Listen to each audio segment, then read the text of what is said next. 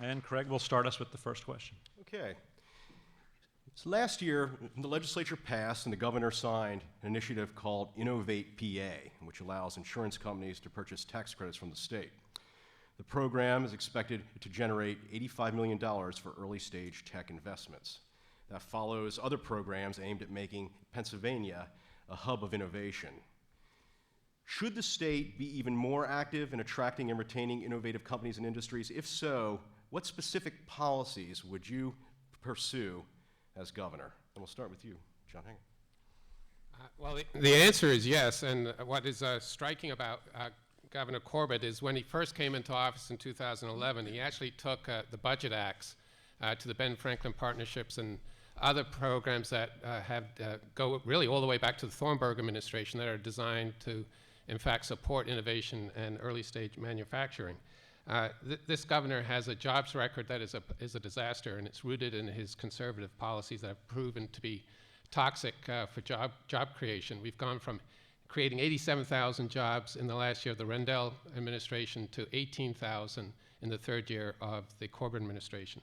So I have a jobs plan at hangerforgovernor.com. It would create 382,000 jobs.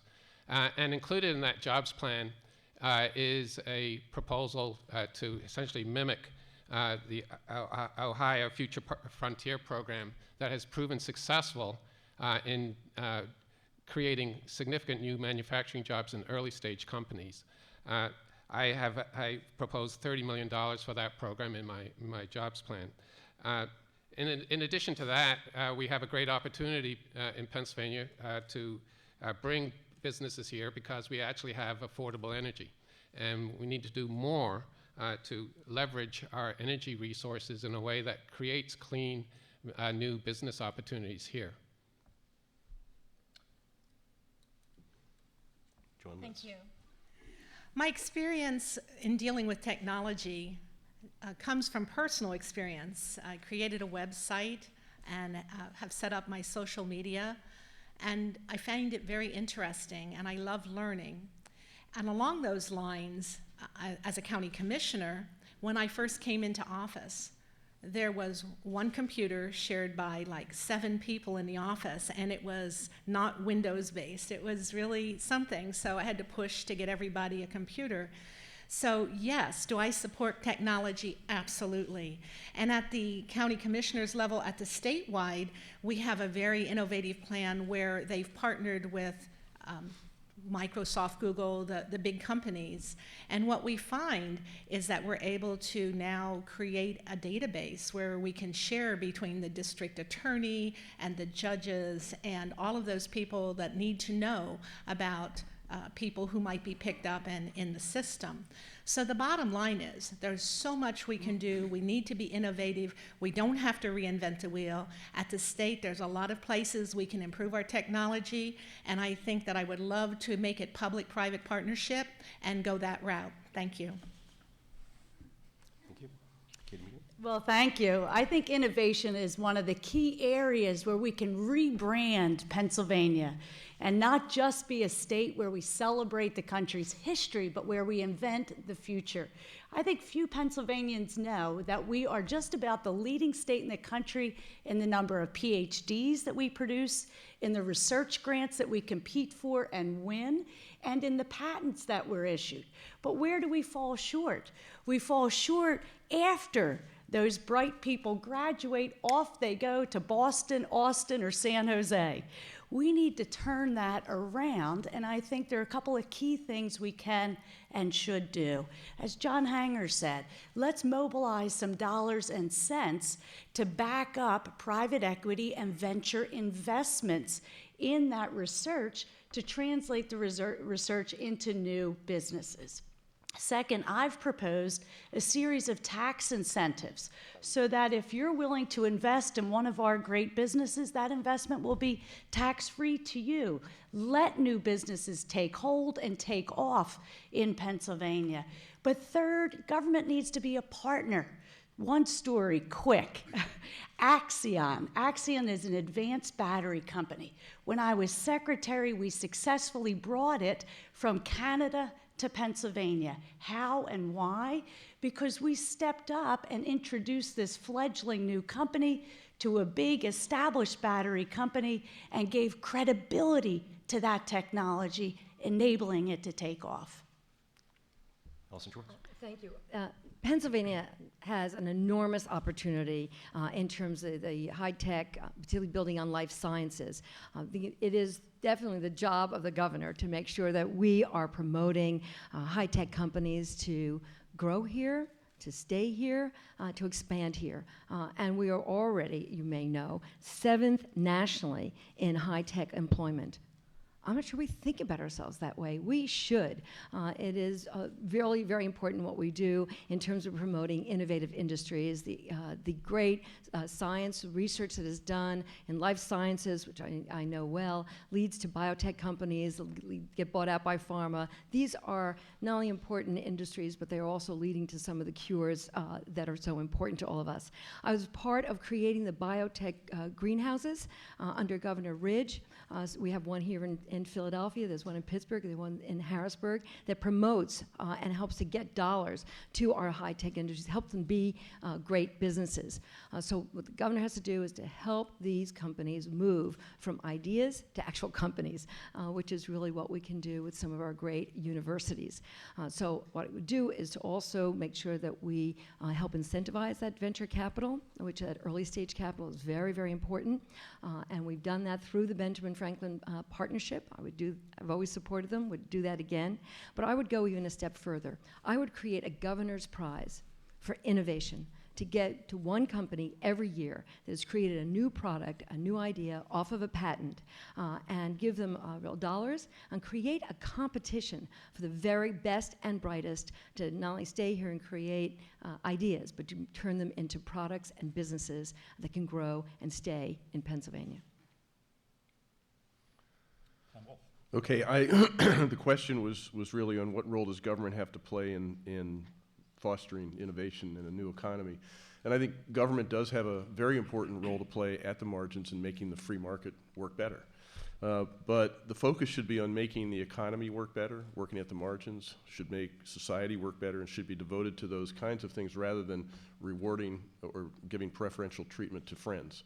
And I think that's the distinction that I think we need to draw as Democrats. If you're making the economy better, the foundational things have to be education, focused on the basic pre-K through 12th grade education. No applause, please.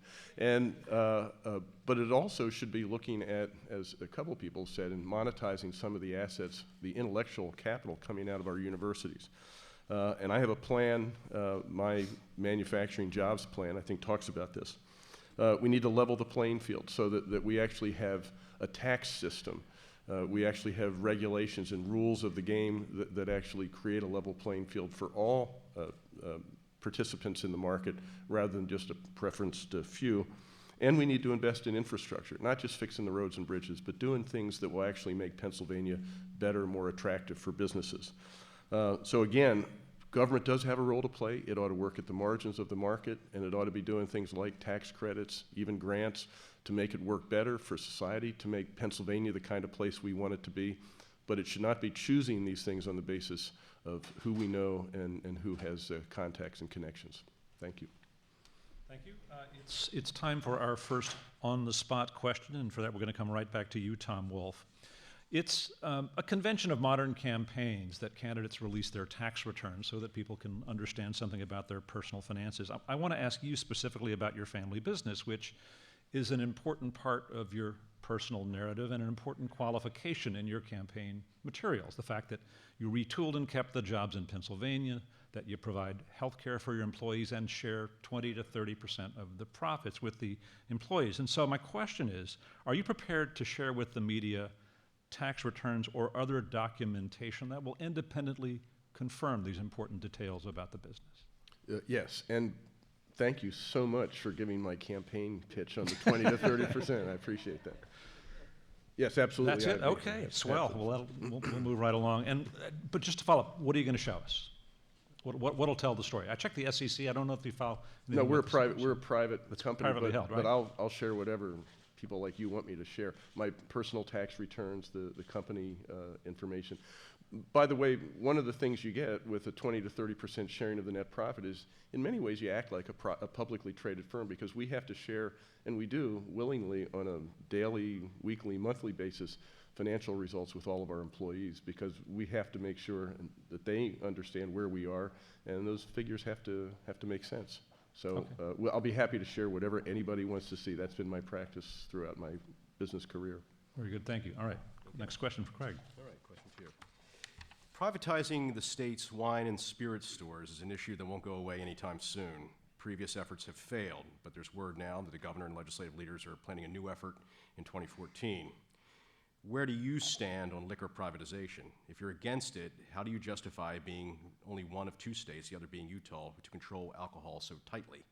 If you're for it, how would you recommend moving forward on dismantling a system that's been in place since the repeal of Prohibition? And with this, we'll start with Joan Litz. Yes, I do not think that we should sell the state stores. I'm quite comfortable that our state system can be improved. There's always room for improvement, and I would look for innovative ways to do that.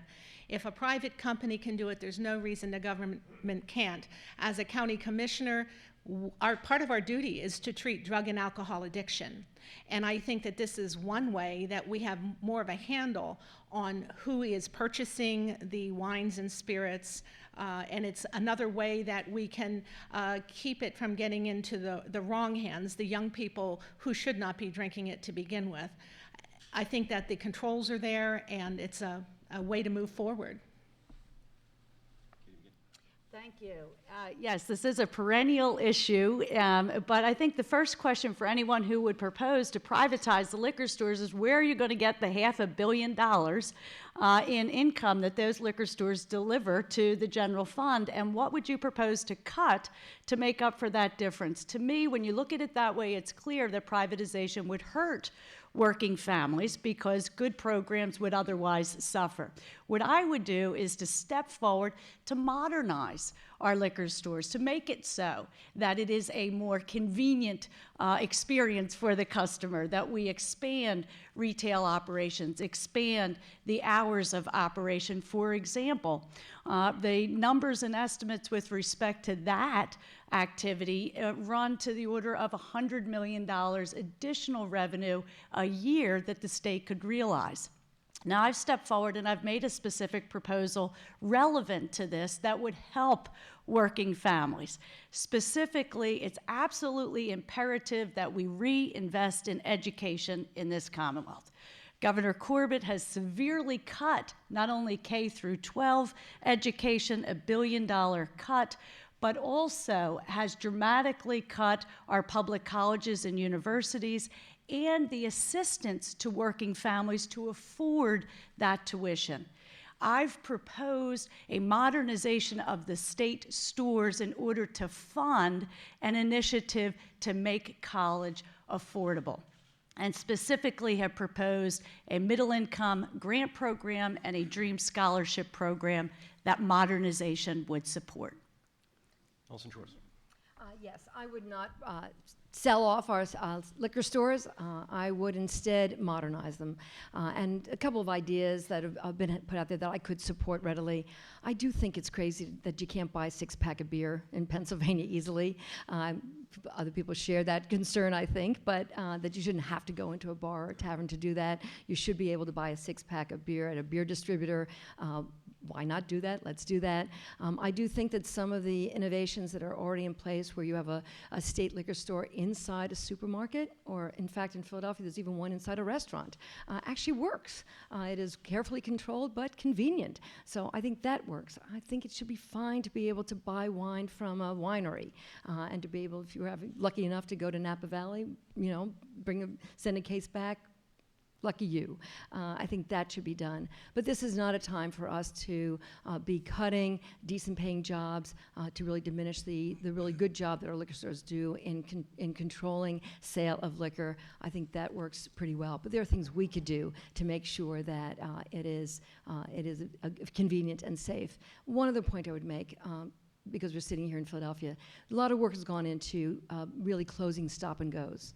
If you know what they mean, then you know what the problem was. This is readily available, beer mostly, but on our corner stores, and they were really disruptive in our neighborhoods. Not a good thing to do, and really, I don't want to go backwards.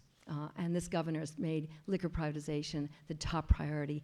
While people are concerned about it, they'd much rather us be talking about funding our schools, investing in economic growth, dealing with the energy opportunities in Marcellus Shale, then really, it would not be my top priority, but I'm really fine with modernizing it. Tom Wolf. Okay, I'm new at this, but are we allowed to say that we go into stores looking for 6-packs of beer? Is that okay to say? No, we can't say, okay. I'm against privatization. I think that's wrong. When I was Secretary of Revenue, actually the lottery was and is in the Revenue Department, and I had no problem approaching that in a way of trying to improve it, making it better, broadening the distribution of the sale of lottery tickets with the end in mind of making more money for the state, in that case for senior citizens. And I think the same thing's true of the liquor stores. We should not privatize it, but as a number of people said, we can do things to make it better and make it more profitable and produce more income, more revenue for the state of, the Commonwealth of Pennsylvania.